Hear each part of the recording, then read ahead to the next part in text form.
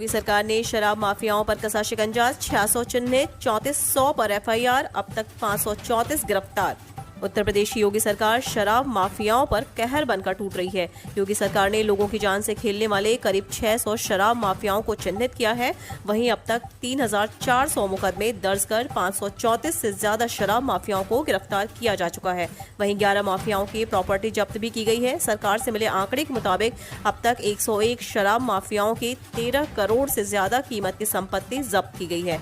वहीं 667 पर gangster act लगाकर सख्त कार्रवाई की जा रही है। वहीं 162 माफियाओं पर गुंडा एक्ट के तहत कार्रवाई की गई है।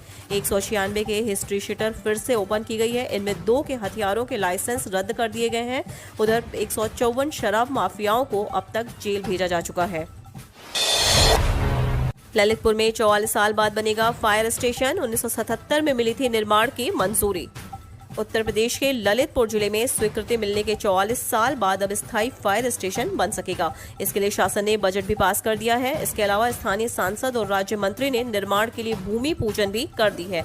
सूचना विभाग के अनुसार ललितपुर जिले में साल 1977 में फायर स्टेशन बनाने की स्वीकृति मिली थी, लेकिन 44 साल बीत जाने के बावजूद अब तक फायर स्टेशन के पास अपना स्थायी भवन नहीं था। स्थायी भवन न होने की वजह से फायर गाड़ियों को खड़ा करने और स्टाफ को रहने की पूर्ण सुविधाएं नहीं मिल पा रही थी। शासन ने 25 जून 2021 को ललितपुर जिले में फायर स्टेशन का स्थायी भवन और आवासीय कॉलोनी बनाने की स्वीकृति देते हुए 1349.66 लाख रुपए स्वीकृत किए हैं। राष्ट्रपति रामनाथ कोविंद पहुंचे प्रयागराज, राज्यपाल आनंदीबेन और सीएम योगी ने किया स्वागत। राष्ट्रपति के स्वागत के लिए प्रयागराज पहुंचे मुख्यमंत्री योगी आदित्यनाथ और राज्यपाल आनंदीबेन पटेल का एयरपोर्ट पर पहले से मौजूद उप मुख्यमंत्री केशव प्रसाद मौर्य ने स्वागत किया। राष्ट्रपति रामनाथ कोविंद के आगमन के मद्देनजर प्रयागराज में सुरक्षा व्यवस्था चाक चौबंद कर दी गई है। सपा और कांग्रेस के कई नेताओं को हाउस अरेस्ट कर लिया गया है। राष्ट्रपति के स्वागत के लिए सीएम योगी और राज्यपाल आनंदीबेन प्रयागराज पहुंच गए हैं। वाराणसी में अगले माह रिंग रोड फेज 2 पर दौड़ने लगेंगे वाहन, 90% काम पूरा। शहरवासियों के लिए अच्छी खबर है, अब रात में उनकी नींद हराम नहीं होगी। राहगीरों के रात में कोई बड़ा वाहन धक्का मारते हुए नहीं निकलेगा। ओवरलोड ट्रकों और प्रेशर हॉर्न की तेज आवाज नहीं सुनाई देगी, क्योंकि बड़े वाहनों के आवागमन के लिए निर्माणाधीन रिंग रोड फेज 2 की सर्विस लेन का काम इस माह के अंत तक पूरा कर लिया जाएगा और 1 अक्टूबर से वाहनों का आवागमन शुरू हो जाएगा। शहर के अंदर से गुजरने वाले ओवरलोड ट्रक समेत अन्य बड़े वाहन राजा तालाब से कोईराजपुर के बीच चलेंगे। मीडिया रिपोर्ट से प्राप्त जानकारी के अनुसार बताया जा रहा है कि मुख्य सचिव आर.के. तिवारी ने राष्ट्रीय राजमार्ग प्राधिकरण को अधूरे कामों को हर हाल में 30 सितंबर में पूरा करने को कहा है। मुरादाबाद आज भी ट्रेन संचालन और संरक्षा पुराने जमाने के इस उपकरण के भरोसे चल रही। आधुनिक संचार सेवाएं उपलब्ध होने के बाद भी सुरक्षित ट्रेनों के संचालन के लिए आज भी रेलवे पुराने लैंडलाइन फोन पर भरोसा करता है। ट्रेनों के संचालन में लैंडलाइन यानी टेलीफोन की विश्वसनीय भूमिका शुरू से रही है। रेलवे ने आसपास में वार्ता करने के लिए स्थानों पर टेलीफोन एक्सचेंज बना रखे हैं। इसके आगे बताया जा रहा है कि ट्रेन संचालन करते समय कंट्रोल रूम या पावर कैबिन में तैनात कर्मचारी स्टेशन मास्टर को आदेश देने के साथ गोपनीय नंबर संबंधित कर्मचारी को भी देता है और संबंधित कर्मचारी भी गोपनीय नंबर देता है। गोपनीय नंबर आज भी टेलीफोन द्वारा दिया जाता है। आगरा में दिल्ली और बिहार की मशीनों से होगा विधानसभा चुनाव 2022। उत्तर प्रदेश राज्य निर्वाचन आयोग ने विधानसभा चुनाव 2022 की तैयारियां शुरू कर दी हैं। 1 नवंबर से विशेष मतदाता पुनरीक्षण अभियान शुरू हो रहा है। आगरा में दिल्ली के 8 जिलों से 2940 कंट्रोल यूनिट और बिहार के गया जिले से 2730 बैलेट यूनिट आएंगी। वहीं बिहार के 4 जिलों से 1840 voter verified paper audit train आएंगी। 5 वर्षीय श्रद्धा की आंखों की अब लौट सकेगी रोशनी, मुख्यमंत्री योगी ने इलाज का लिया जिम्मा।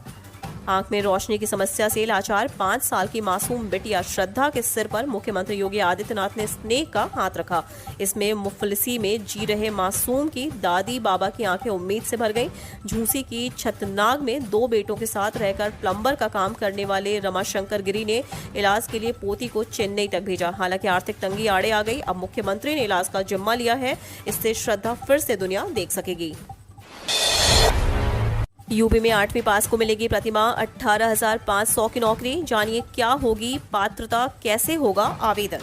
कोरोना संक्रमण काल के बाद पहली बार सेवा योजन विभाग ऑनलाइन आवेदन के साथ ऑफलाइन रोजगार मेला लगाने की तैयारी कर रहा है।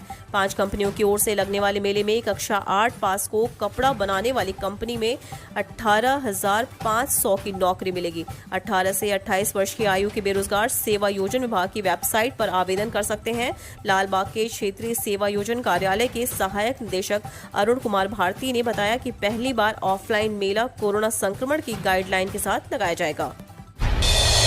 दिल्ली मेरठ एक्सप्रेसवे पर मिलेगी विशेष छूट, 10 यात्राओं पर नहीं देना पड़ेगा एक भी टोल टैक्स। अगर आपका वाहन दिल्ली मेरठ एक्सप्रेसवे पर रोजाना आवागमन करता है तो आपको एक विशेष छूट मिलेगी। 1 महीने में 10 यात्राओं पर टोल टैक्स नहीं देना पड़ेगा। टोल वसूली शुरू होते ही यह व्यवस्था लागू की जाएगी। इसकी सुविधा टोल प्लाजा व ऑनलाइन व्यवस्था के तहत उपलब्ध हो जाएगी। एक्सप्रेसवे पर रोजाना यात्रा करने वालों के लिए 1 महीने का पास बनेगा। दिल्ली मेरठ एक्सप्रेसवे के परियोजना निदेशक मुदित गर्ग ने बताया कि इस पास का मतलब होगा कि संबंधित वाहन 1 महीने में 60 यात्रा करेगा। प्रतिदिन उसके फास्टैग खाते से धनराशि कटती जाएगी, लेकिन जब 1 महीना पूरा हो जाएगा तब उसके खाते में 10 यात्रा की धनराशि वापस कर दी जाएगी। यूपी के इन जिलों में अगले 24 घंटे तक जारी रहेगी मूसलाधार बारिश। 30 किलोमीटर की रफ्तार से चलेंगी हवाएं। जैसा कि मौसम विभाग ने अंदेशा जताया था कि इस बार ठीक वैसा ही हुआ। देर रात से शुरू हुई मूसलाधार बारिश से वेस्ट और एनसीआर पूरी तरह से सराबोर है। मेरठ, मुजफ्फरनगर, गौतम बुद्ध नगर, गाजियाबाद, बुलंदशहर, हापुड़, बागपत, सहारनपुर, दिल्ली सहित अन्य इलाकों में जबरदस्त बारिश हो रही है। बारिश के चलते जहां जगह जगह जल भराव हो गया है, वहीं दूसरी ओर बारिश के कारण हुई बिजली कटौती से कई जिलों में अंधेरा छा गया है। बारिश के कारण सुबह से ही जनजीवन पूरी तरह से ठप हो गया। आज सुबह जहां बच्चों को स्कूल जाने में परेशानी का सामना करना पड़ा, वहीं दूसरी ओर कार्यालय जाने वालों को भी